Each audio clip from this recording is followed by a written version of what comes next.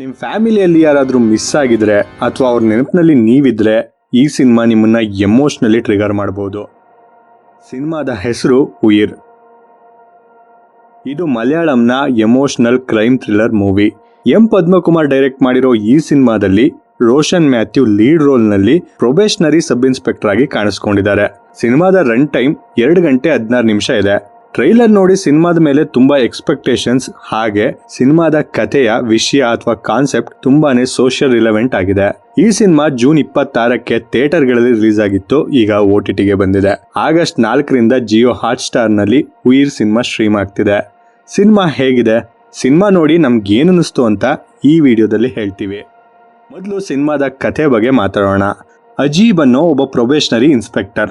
ಅವನು ಚಿಕ್ಕವನಿದ್ದಾಗ ನಡೆದ ಒಂದು ಕಹಿ ಘಟನೆ ಅಥವಾ ಟ್ರಾಮಾ ನೆನಪುಗಳು ಅವನನ್ನು ಇನ್ನೂ ಕಾಡ್ತಿರುತ್ತೆ. ಈ ಸಬ್ ಇನ್ಸ್ಪೆಕ್ಟರ್ಗೆ ಮೊದಲನೇ ಕೇಸ್ ಯಾವ್ದು ಗೊತ್ತಾ? ಊರಿನ ಬಾವಿಯಲ್ಲಿ ಒಬ್ಬ ಮಹಿಳೆಯ ಹೆಣ ಸಿಗುತ್ತೆ. ಅವಳ ಕೈ ಮೇಲೆ ಒಂದು ಹಚ್ಚೆ ಇರುತ್ತೆ. ಇದು ಕೊಲೆನಾ, ಆತ್ಮಹತ್ಯೆನಾ, ಕೊಲೆ ಮಾಡಿದ್ರೆ ಯಾರು ಮಾಡಿದ್ರು, ಯಾಕೆ ಮಾಡಿದ್ರು ಅನ್ನೋದನ್ನ ಪತ್ತೆ ಹಚ್ಚೋದೇ ಕತೆ. ಇದು ರಿಯಲ್ ಲೈಫ್ನಲ್ಲಿ ನಡೆದಿರೋ ಘಟನೆಯನ್ನು ಆಧರಿಸಿ ಮಾಡಿರೋ ಕ್ರೈಮ್ ಇನ್ವೆಸ್ಟಿಗೇಷನ್ ಸಿನಿಮಾ. ಸಿನಿಮಾದಲ್ಲಿದ್ದ ಪಾಸಿಟಿವ್ಸ್: ರೋಷನ್ ಮ್ಯಾಥ್ಯೂ, ಬೈಜು, ಶ್ರುತಿ ಮೆನನ್, ಸಯಾಮಿ ಖೇರ್ ಇವರೆಲ್ಲರ ಆಕ್ಟಿಂಗ್ ತುಂಬಾ ಚೆನ್ನಾಗಿದೆ. ರೋಷನ್ ಮ್ಯಾಥ್ಯೂ ಮತ್ತು ಅವರ ಹೆಂಡತಿ ಪಾತ್ರದ ನಡುವಿನ ಅಂಡರ್ಸ್ಟ್ಯಾಂಡಿಂಗ್ ಮತ್ತು ಮ್ಯೂಚುವಲ್ ರೆಸ್ಪೆಕ್ಟ್ ಸೀನ್ಗಳನ್ನ ತುಂಬಾ ಬ್ಯೂಟಿಫುಲ್ ಆಗಿ ತೋರಿಸಿದ್ದಾರೆ.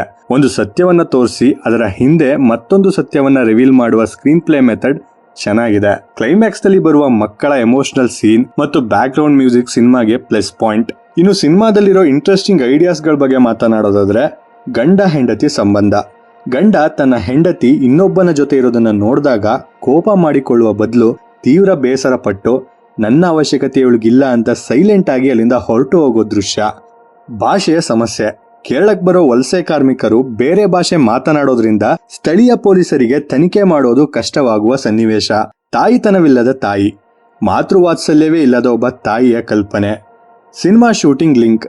ಸಿನಿಮಾ ಡ್ಯಾನ್ಸ್ ಶೂಟಿಂಗ್ ಸ್ಪಾಟ್ನಲ್ಲಿ ಕೊಲೆ ತನಿಖೆಗೆ ಸಿಗೋ ಒಂದು ಕ್ಲೂ. ಇನ್ನು ಸಿನಿಮಾದಲ್ಲಿದ್ದ ಕೆಲವು ನೆಗೆಟಿವ್ಸ್ ಅಂದ್ರೆ, ಪ್ರತಿ ಪೊಲೀಸ್ ಸಿನಿಮಾದಲ್ಲೂ ಇರುವಂತೆ ಮುಖ್ಯ ಅಧಿಕಾರಿಗೆ ಬಾಲ್ಯದ ಕಹಿ ಘಟನೆ ಇರುವುದು ಇಲ್ಲೂ ಇದೆ. ಪೇಪರ್ ಮೇಲೆ ಚೆನ್ನಾಗಿದ್ದ ಐಡಿಯಾಗಳು ಸ್ಕ್ರೀನ್ ಮೇಲೆ ಬರುವಾಗ ತೀರಾ ನೀರಸವಾಗಿ ಮೂಡ್ ಬಂದಿವೆ. ಒಂದೇ ಘಟನೆಯನ್ನ ಇಬ್ಬರು ದೃಷ್ಟಿಕೋನದಿಂದ ತೋರಿಸೋ ಪ್ರಯತ್ನ ರಿಪೀಟೆಡ್ ಅನ್ಸುತ್ತೆ. ಹಾಗೆ ಸಿನಿಮಾವನ್ನ ಚಾಪ್ಟರ್ಗಳಾಗಿ ವಿಂಗಡಿಸಿದ್ದು ಅನಗತ್ಯವಾಗಿತ್ತು. ಪೊಲೀಸ್ ಇನ್ವೆಸ್ಟಿಗೇಷನ್ ಪ್ರಾಸೆಸ್ ಅಷ್ಟೇನು ಎಂಗೇಜಿಂಗ್ ಆಗಿಲ್ಲ. ಕಳೆದು ಹೋದ ಮಿಸ್ಸಿಂಗ್ ಮಕ್ಕಳುಗಳು ಸಡನ್ ಆಗಿ ಎಲ್ಲೋ ಸಿಗುವಂತೆ ತೋರಿಸೋದು, ಚಹಾ ಅಂಗಡಿಯಲ್ಲಿ ವಾಂಟೆಡ್ ಕ್ರಿಮಿನಲ್ ಸಿಗೋದು, ಇವೆಲ್ಲ ಸ್ಕ್ರೀನ್ ಮೇಲೆ ಪ್ರೇಕ್ಷಕರಿಗೆ ನಂಬೋಕೆ ಕಷ್ಟ ಅನಿಸ್ತು. ದೃಶ್ಯಗಳಲ್ಲಿ ಸಹಜವಾಗಿ ಬರಬೇಕಿದ್ದ ಎಮೋಷನಲ್ ತರಲು ಅತಿಯಾದ ಹಿನ್ನೆಲೆ ಸಂಗೀತ ಬಳಸಿ ಬಲವಂತವಾಗಿ ಎಮೋಷನಲ್ ಮಾಡಲು ನೋಡಿದ್ದಾರೆ. ಗಂಟೆಯೊಳಗೆ ಮುಗಿಯಬೇಕಿದ್ದ ಸಿನಿಮಾವನ್ನ ಐಟಮ್ ಸಾಂಗ್, ಸರ್ಚಿಂಗ್ ಸಾಂಗ್ ಹಾಕಿ 2 ಗಂಟೆಗೆ ಎಳೆದಿದ್ದಾರೆ. ಸಿನಿಮಾದ ರೇಟಿಂಗ್ಸ್ಗೆ ಬಂದ್ರೆ IMDBಯಲ್ಲಿ 10ಕ್ಕೆ 6.8 ಇದೆ.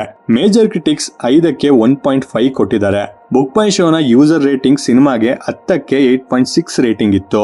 ಸಿನಿಮಾದ ಕ್ಲೈಮ್ಯಾಕ್ಸ್ ನಲ್ಲಿ ಕೊಡೋ ಮೆಸೇಜ್ ಮತ್ತು ಎಮೋಷನಲ್ ಸೀನ್ಗಳಿಗಾಗಿ ಇದು ಒನ್ ಟೈಮ್ ವಾಚಬಲ್ ಅಂತ ಹೇಳ್ಬೋದು. ಇದಿಷ್ಟು ಇವತ್ತಿನ ವಿಡಿಯೋ. ಇದೇ ತರ OTT ಅಪ್ಡೇಟ್ಸ್, ಇಂಟ್ರೆಸ್ಟಿಂಗ್ ಸಿನಿಮಾ ಅಪ್ಡೇಟ್ಸ್ಗಾಗಿ ನಮ್ಮ ಪಿಕ್ಚರ್ ಟಾಕೀಸ್ಗೆ ಸಬ್ಸ್ಕ್ರೈಬ್ ಆಗಿ. Thank you for watching.